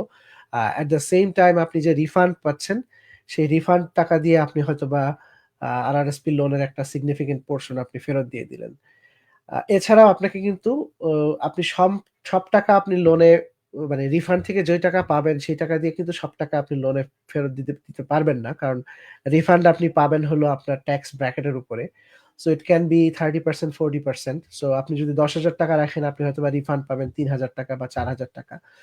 সো ওই বাকি যে 6-7 হাজার টাকার যে লোনটা, ওইটাকে আপনাকে আবার ওই আপনাকে ওরা মাসে মাসে আপনার কাছ থেকে নিয়ে নিবে। So that's how the RSP loan works. The cons, the negative side হলো যে আপনাকে আপনাকে মেক শিওর করতে হবে যে আপনি এটা পে অফ করতেছেন। যদি আপনি পে অফ না করেন, দেন ইট ক্যান কিপ গোয়িং, এবং ওইটাতে দেখা যায় যে আপনার প্রবলেম বেশি হয়, কারণ ওইটাতে আপনার লোনের জন্য আবার আপনাকে ইন্টারেস্ট দিতে হয়। So that's the con. এখন যেহেতু interest rate high, So it might not be a good idea unless you really have to, মানে আপনার যদি অন্য কোনো অপশন না থাকে then this is a good idea, but যখন 2-3 বছর আগে যখন ইন্টারেস্ট রেট লো ছিল, that this was a great idea যে আপনি আরআরএসপি লোন নিয়ে আপনি ফেরত দিচ্ছেন, you are paying 2% 1% interest at prime রেটে বা 2-3% রেটে. This was a much better idea. Any question, Jahid? না। Okay, so we go to the next question. Question হলো যে can I gift money to my spouse যার কিনা কোনো income নাই to put into TFSA? If so, is there any protocol that I have to follow or a simple bank transfer will work? The rule is যে TFSA তে আপনি আপনার ওয়াইফের যদি কোনো ইনকাম নাও থাকে বা হাজবেন্ডের কোনো ইনকাম না থাকে, TFSA contribution room has nothing to do with income. It all depends on whether you are tax resident in Canada. So আপনি যতক্ষণ পর্যন্ত কানাডাতে ট্যাক্স রেসিডেন্ট থাকবেন আপনার কন্ট্রিবিউশনের রুম থাকবে, এবং আপনার যদি স্পাউস থাকে যার কাছে ক্যাশ আছে সে আপনাকে ব্যাংক ট্রান্সফার বা আপনাকে ক্যাশ দিয়ে দিতে পারে. CRA never checks these things, so you are perfectly fine gifting money to your spouse and then they can put money into their TFSA. So এটা নিয়ে খুব একটা ওয়ারিড হওয়ার কিছু নাই. CRA never checks these things. এবং এটার কোনো লিগ্যাল কোনো রেস্ট্রিকশনও নাই, আপনি আপনার স্পাউসকে গিফট করতে পারেন, they can put money into TFSA. Where CRA has a problem is when somebody has a large amount. So TFSA এর অ্যামাউন্টটা ইউজুয়ালি খুব স্মল হয়, সো এই কারণে CRA খুব একটা প্রবলেম করে না. But if somebody let's say 2 মাস আগে আমরা একটা ক্লায়েন্টের কেস এরকম ছিল যে ওয়াইফ একটা ইনহেরিটেন্স পাইছিল প্রায় $1 million, or husband, I forgot the details, but basically spouse তখন ওয়াইফকে টাকাটা দিয়ে দিছে, এবং এই যে টাকাটা দিল এটা আবার তখন সিআরএ ট্র্যাক করে, কারণ এটাকে তখন একটা স্পাউজাল লোনের মাধ্যমে এই জিনিসটা করা হয়, একটু কমপ্লিকেটেড, বাট ইন TFS এর কেসে এটার কোনো রেস্ট্রিকশন নাই. ওকে, the fourth question is rental income. If one person makes way less, can that person claim all the rental income? Both our names are listed as owner. So আমি এখানে assume করে নিচ্ছি যে এই এক্সাম্পলটায় কোশ্চেনটা ছিল এরকম যে হয়তো এখানে বোথ আওয়ার নেমস, আওয়ার যেহেতু বলছে, সো আমি ধরে নিচ্ছি যে এখানে স্পাউস, সো হয়তো বা একটা couple, they own a rental property together, এবং কোয়েশ্চেনটা হচ্ছে যে if one spouse is making less, can that person claim all the rental income? The answer is yes, assuming যে যখন বাড়িটা কেনা হয় ইনভেস্টমেন্টের যে অ্যামাউন্টটা সেটা ওই যেভাবে এই জিনিসটা কাজ করে সেটা হচ্ছে যে আপনি যদি টাকা ইনভেস্ট করেছেন সেটার প্রপোর্শনেটলি আপনার এই জিনিসটা মানে শেয়ারিংটা হবে. সো কথার কথা যে কেউ যদি $1,00,000 ডাউন পেমেন্টে $30,000 দেয়, তাহলে তার প্রপোর্শন হলো 30%, আর রেস্ট আরেকজন যে কিনা $70,000 ডাউন পেমেন্ট দিচ্ছে তার হলো 70% ownership. Majority of the case যেটা হয় যে স্পাউসের ক্ষেত্রে এটা 50-50 হয়, কারণ হলো 50% ইউজুয়ালি এভাবেই সব স্পাউসরা ইউজুয়ালি করে, বাট ইনকাম ট্যাক্স অ্যাক্টে কোনো রেস্ট্রিকশন নাই. রুলসটা হলো যে আপনার যে পোর্শনটা সেই প্রপোর্শনেটলি আপনি এই ক্লেমটা করবেন. সো কারো যদি ওনারশিপ 10% হয়, তাহলে নেট রেন্টাল ইনকামের 10% তার পার্সোনাল ট্যাক্স রিটার্নে যাবে. কারো যদি পোর্শন হয় 40%, তাহলে 40% of the net income will go to their tax return. So that's the rules. So এটা if it's happen to be 50-50, that's the rules. এটা আপনি জানতে পারবেন কিভাবে? ট্যাক্স রিটার্নের সময় আপনার T776 এই ফর্মটার মধ্যে আপনার লেখা থাকে, উপরের দিকেই লেখা থাকে যে কার প্রপোর্শন কতটুকু. সো ওইখানে যা থাকবে সেই প্রপোর্শনেটলি এই অ্যামাউন্টটা ডিটারমাইন্ড হবে যে কার ট্যাক্স রিটার্নে কত টাকা যাবে. এখানে ভাই একটা কোশ্চেন আছে আমার। হ্যাঁ, শিওর. রেন্টাল, সো এটা আমি আর কি ধরেন আমরা যারা এনআরবি বাংলাদেশ থেকে আসছি মনে করেন, সো অনেকেরই এরকম সিনারিও আছে যে ধরেন হয়তো দুজন স্পাউসের মধ্যে একজন কাজ করছে আর একজন হয়তো completely home makers. So so সেক্ষেত্রে যেটা হয়, বাড়ি কেনার ক্ষেত্রে হয়তো যে কাজ করছে বা যে আর্নিং মেম্বার, সেই হয়তো ফুল ডিপোজিটটা করে থাকে, ইনিশিয়াল ডিপোজিটটা। But right. বাড়ির ওনারশিপে দেখা যায় দুজনকে রাখা হয়, রাইট? আপনার জয়েন্ট ওনার হিসেবে। সো সেক্ষেত্রে যদিও, এবং ওইখানে আবার অনেকে রেন্টও দিয়ে থাকে, বেসমেন্ট বা একটা যে কোনো একটা পোর্শন রেন্ট দিয়ে দিল। সো ওই রেন্টাল ইনকামটা কি তখন, যেহেতু বাড়ির ওনারশিপের স্পাউসদের জয়েন্ট ওনারশিপ দেওয়া, ওটা কি 50-50 হবে, বা নাকি যেই ডিপোজিটার রেশিও অনুযায়ী হবে? ইউজুয়ালি 50-50 থাকে। 50-50 থাকে। সিআরএ স্পাউস হলে 50-50 হলে কোনো প্রবলেম করে না।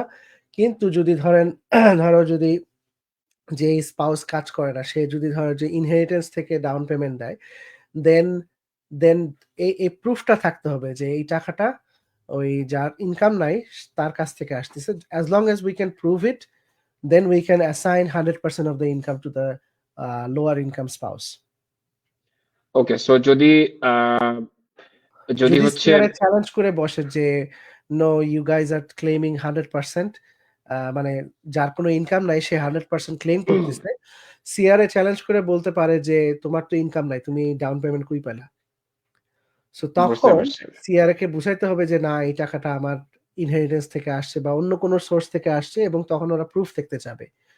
যদি প্রুফ দেখাতে পারে, that's fine, 100% can be claimed. But if they don't have any proof, then CRA will more likely যে 50-50 করে দিবে বা এরকম করার চেষ্টা করবে যাতে বুঝতে পারছি। ট্যাক্স সেভিংসটা কম আসে। Okay, the last question of the session is my wife and I'm combined income hits around 400K before tax. Congratulations, good for you. Is it correct that we are not entitled to child benefit grant? Is there any way to still get it? Unfortunately, the answer is no. Uh, child tax benefit আমি একটা chart দেখায় শেষ করে দিতে চাচ্ছি। So CCB যে বেনিফিটের অ্যামাউন্টটা, সেটা হলো যে আমি এখানে জানি না যে কতগুলো আহ, কত কতগুলো বাচ্চা আছে বা এরকম। It's not written in the post, but this is how the calculation works. Okay, so এটা হচ্ছে যে চাইল্ড বেনিফিট, কারো যদি বাচ্চা 6 বছরের নিচে হয় সেই এই পরিমাণ টাকা পায় বছরে। So 650 a month. Anybody who is between 6 and 18 gets a 550 a month, but this is the way it gets calculated. So আমি ধরে নিচ্ছি এখানে যে এই ফ্যামিলিটার একটা বাচ্চা আছে, কারণ I don't know anything, but এখানে 3টা থ্রেশহোল্ড। কেন যদি ইনকাম 36,000-এর নিচে হয়, দে গেট দ্য ম্যাক্সিমাম, কোনো ক্লব্যাক নাই। Anything between this amount there is a clawback, এবং এই ক্লব্যাকটা হয় হলো এইভাবে 7%-এ। এবং তাদের যে অ্যাডজাস্টেড ফ্যামিলি নেট ইনকাম সেটা হয় হলো এই ব্র্যাকেটে। সো আমরা দেখতে পাচ্ছি যে এখানে একটা এক্সাম্পলে যে কারো যদি ইনকাম 100,000 হয়, সেক্ষেত্রে প্রায় 3600 টাকা রিডাকশন হয়। 3600 টাকা রিডাকশন হয়, কারণটা হলো 80,000-এর উপরে এই যে 20,000 টাকা, 20,000-এর 3%-এর মতো রিডাকশন হতে থাকে, পার্শাল রিডাকশন। হ্যাঁ, সো পার্শাল রিডাকশন হয়, প্লাস এখানেও আবার আরেকটা পার্শাল রিডাকশন ছিল। এই ক্যাটাগরিতেও প্রায় 2200 টাকার মতো, 3000 টাকার মতো পার্শাল রিডাকশন ছিল। সো আমি যদি এখানে ক্যালকুলেশন করি $400,000 মাইনাস 80,000, আমি দেখতে পাচ্ছি $320,000 ওভার দ্য থ্রেশহোল্ড। এবং এটা যদি 3.2% নেই, সব টাকাই ওর ক্লব্যাক করবে। So he will get this family will get nothing. So unfortunately, there is no way we can do anything, because as long as they are filing tax, এবং automatically এটা করবে। Um, Unfortunately, that's the rule. ক্যানাডাতে যাদের high income earner, তাদের আসলে অনেক benefit তারা পায় না, plus they are paying at a very high tax rate. So that's kind of a sad story. Okay, so that is basically the today's session. Sorry, আমাদের আজকে শুরু করতে করতে একটু দেরি হয়ে গেছে। We had to educate ourselves to go on Facebook Live. So hopefully we will be on time next week, Saturday, 11 o'clock Eastern time. এবং কারো যদি কোশ্চেন থাকে, please ask us in the comment section. Um, that's everything for us today. Jahid, any closing remark? No, I think it's fine. But yeah, যেটা আপনি বললেন যে we have to educate ourselves regarding the technical issues. Yeah, hopefully in the next session we will be on time. Okay, hopefully this system works. Okay, Yeah. see you everybody. Have a Bye. wonderful day.